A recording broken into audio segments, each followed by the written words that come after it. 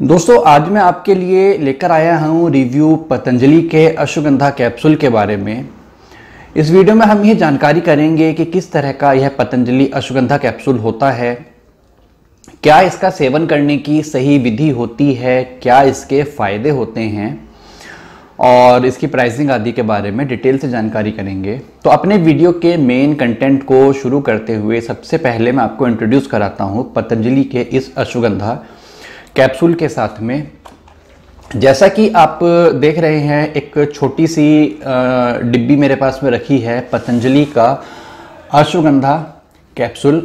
कुल मिलाकर के 10-10 कैप्सूल की 2 स्ट्रिप इसके अंदर होती है। 20 कैप्सूल इसके अंदर हमें मिलते हैं। आगे बढ़ने से पहले बात करते हैं इसके कंपोजिशन के बारे में। तो यह एक सिंगल हर्ब मेडिसिन है, अर्थात एक ही जड़ी बूटी का प्रयोग इसको बनाने के लिए किया गया है। वो बूटी है अश्वगंधा, जिसको विथेनिया सोमनीफेरा कहा जाता है बॉटनिकल नेम। और जब सिंगल हर्ब मेडिसिन आयुर्वेद में बनाई जाती हैं तो उस कंडीशन में 2 तरीके होते हैं उनको तैयार करने के। एक होता है कि रॉ मटेरियल को ही पीस करके पाउडर बना करके कैप्सूल्स भर दिए जाते हैं। दूसरा तरीका होता है कि उनका एक्सट्रैक्ट निकाल करके तब उनकी मेडिसिन तैयार की जाती है। एक्सट्रैक्ट जो है वो नॉर्मल पाउडर के मुकाबले कम डोज में दिए जाने पर भी अच्छा लाभ करता है। तो अश्वगंधा कैप्सूल पतंजलि की एक मेन यूएसपी यह है कि इसके अंदर एक्सट्रैक्ट भी मिलाया गया है और साथ ही अश्वगंधा का पाउडर भी मिलाया गया है।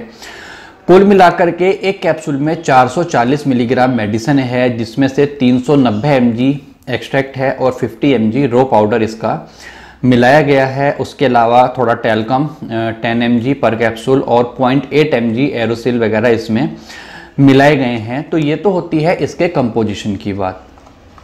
अब बात करते हैं इससे मिलने वाले कुछ फायदों के बारे में।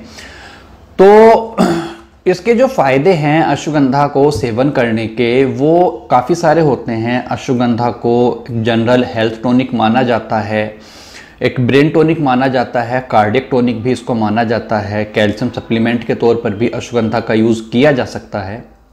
तो इस नज़रिए से आप इसको नॉर्मल थकान की कंडीशन, शरीर में एनर्जी का लॉस हो रहा है, एनर्जेटिक फील नहीं करते हैं आप, तो आप अश्वगंधा कैप्सूल का सेवन कर सकते हैं।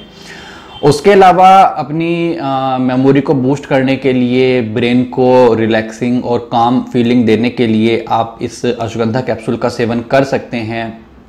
दिल की मांसपेशियों को मजबूती देने के लिए, जिनको थोड़ी सी बात पर भी दिल बहुत ज़्यादा घबरा जाता है, ऐसे लोगों को भी अश्वगंधा सेवन करने से फ़ायदा मिलता है। एल्डरली एज में और फीमेल्स और बच्चे और नॉर्मल वर्किंग मैन जो होते हैं, उनको कैल्शियम की ज़रूरत बहुत ज़्यादा रहती है। तो कैल्शियम की पूर्ति करने के लिए, हड्डियों को मजबूत बनाने के लिए आप इस अश्वगंधा कैप्सूल का यूज़ कर सकते हैं।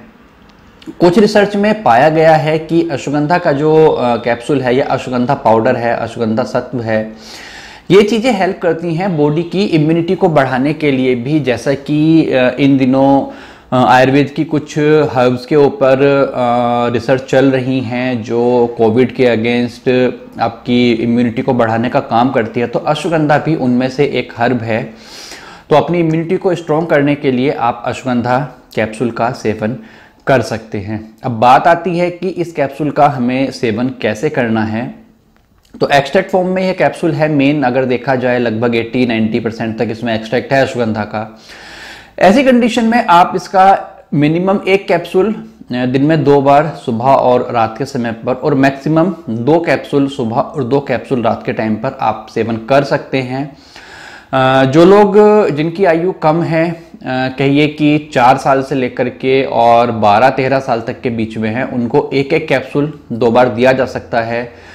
14-15 साल से लेकर के और अधिक आयु के जो लोग हैं वो 1 कैप्सूल भी सेवन कर सकते हैं। और जो 18 साल से अधिक आयु के हैं, 20 साल से अधिक आयु के हैं, वो 2-2 कैप्सूल दिन में 2 बार सेवन इसका कर सकते हैं। सेवन करने के लिए आप ताजे पानी के साथ में सेवन कर सकते हैं, अथवा गुनगुने गर्म दूध के साथ में सेवन कर सकते हैं, या गुनगुने पानी के साथ भी इसका सेवन किया जा सकता है। नॉर्मली सुबह को आप इसे ब्रेकफास्ट के 15-20 मिनट बाद ले सकते हैं और रात को खाना खाने के बाद में जब आप सोने जा रहे हैं तब आप इसको ले सकते हैं। खाना खाने के लगभग 1 घंटे के बाद में इसका सेवन करना उचित रहता है। अब बात करते हैं इसकी कुछ सावधानियों के बारे में। अश्वगंधा का जो कैप्सूल है उसको आपको सेवन करते वक्त ध्यान रखना चाहिए कि एक तो आप इसकी ओवरडोजिंग ना करें, दूसरा आपका डाइजेशन प्रॉपर होना चाहिए जब आप इसका सेवन कर रहे हैं। यदि आपको डाइजेशन से जुड़े हुए कुछ विकार है तो पहले आप अपने डॉक्टर से परामर्श करके अपने डाइजेशन प्रॉब्लम के लिए मेडिकेशन कीजिए, ट्रीटमेंट उसका करवाएं, उसके बाद ही आप इसको सेवन कीजिए। चूँकि यदि डाइजेशन ठीक नहीं होगा तो आपको इसके पूरे फ़ायदे अच्छे तरीके से नहीं मिल पाएंगे।